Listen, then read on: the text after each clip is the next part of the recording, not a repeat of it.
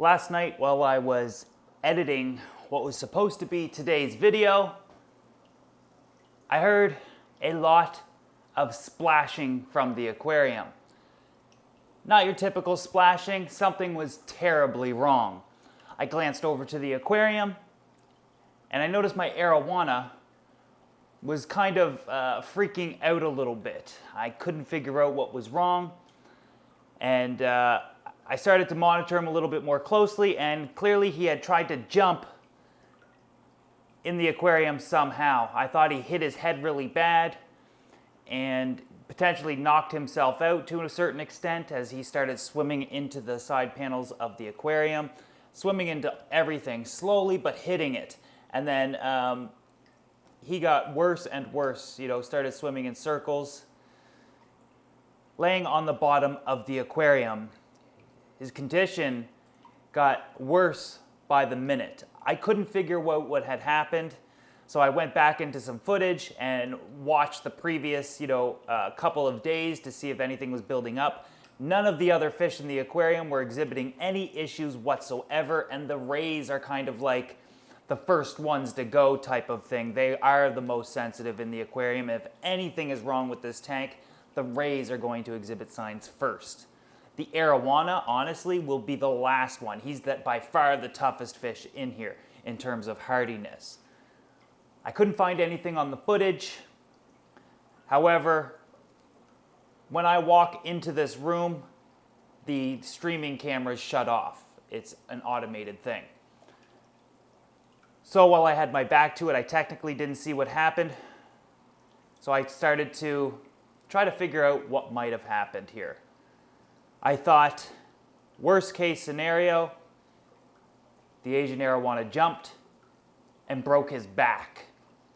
That is kind of what I thought might have happened at first.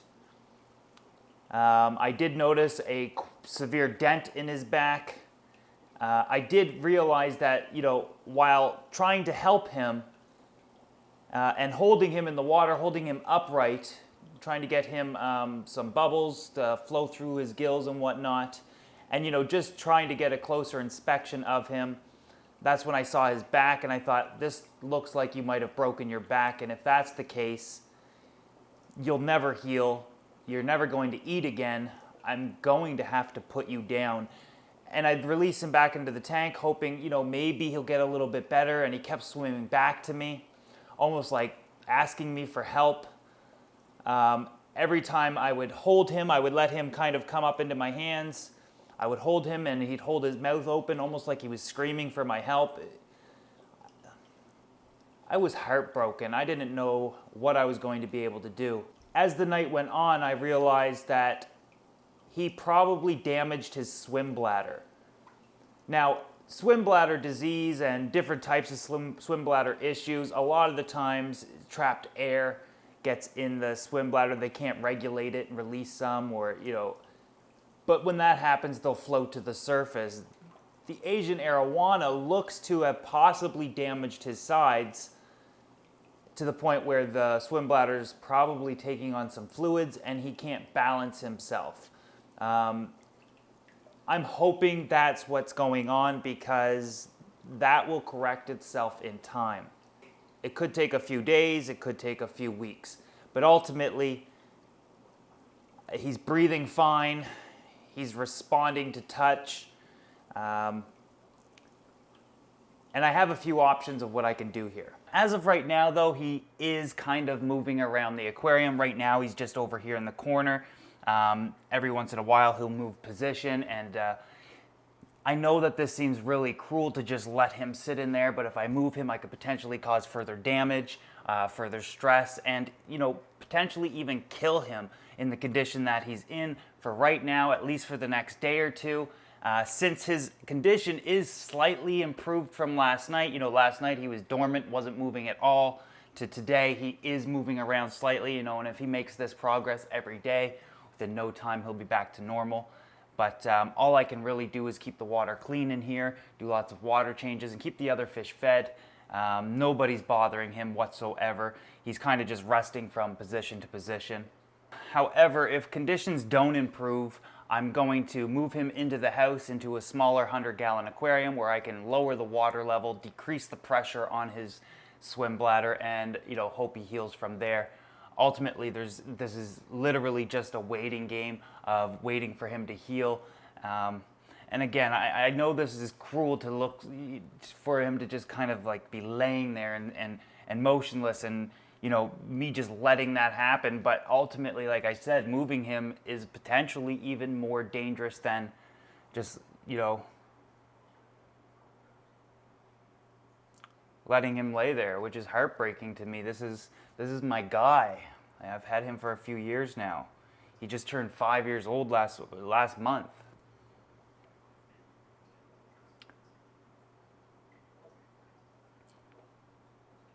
These are some of the things that can happen with big aquariums, big fish, big problems. And, it's heartbreaking at times, but at the end of the day, freak accidents can happen. And, that's kind of what happened here. He's been doing so well in this tank. He's been eating. He's adjusted perfectly. He gets along with everybody. But arowana can jump. And, I think when he jumped, he might have landed on the wood.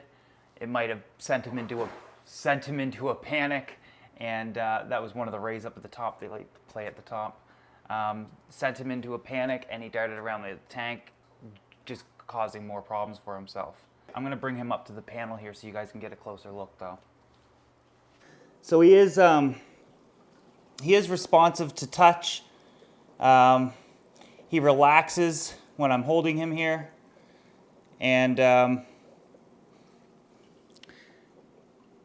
but he is having a tendency to float up onto his back. So, I'm hoping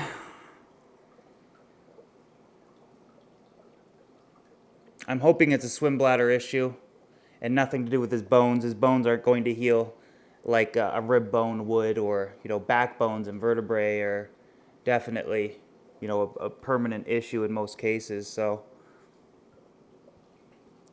as you can see, he's pretty banged up.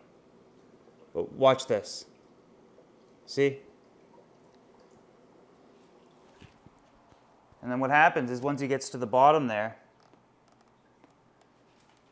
he can sort of swim around, but this is heartbreaking for me, guys. I only decided to show you this morning because this 2,000 gallon is clearly a huge part of the gallery. Eventually, you guys are going to see this and wondering what's going on.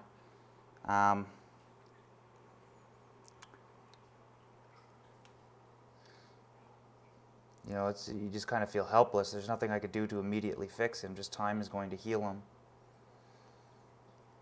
I'm probably going to end up moving him to a tank on his own. But right now, I do feel like this is the best bet for him, is to keep stress and movements to an absolute minimum. And hope he does all right.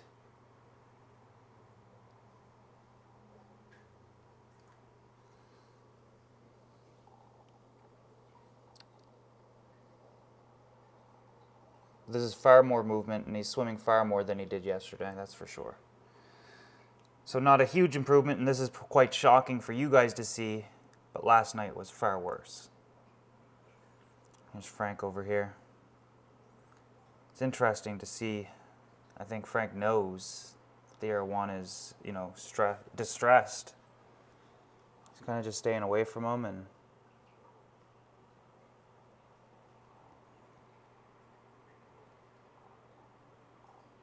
I think he wants his big brother to heal up fast. And there he goes. He is trying to right himself, and he does this every once in a while, and he's getting better and better by the hour. I suspect within a couple of days he might even be able to swim upright. But then again, there's going to come a point where if I do not see measurable improvements throughout the day, or within the next couple of days, I'm going to have to intervene and move him to a tank. And again, I know many of you are saying, why don't you do that right now? It's just too much of a risk, and I don't want to take risks unless absolutely necessary. Worst case scenario, he doesn't make it, and I I don't know how I don't know how I'll handle that. I know that we pay a lot of attention to the other fish and we're excited about the gallery.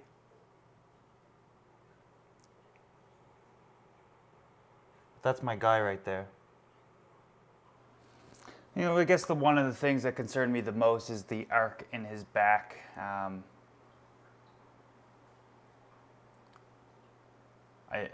That's what's making me feel like it's broken. Plus, there's a dent in it, but he is missing scales.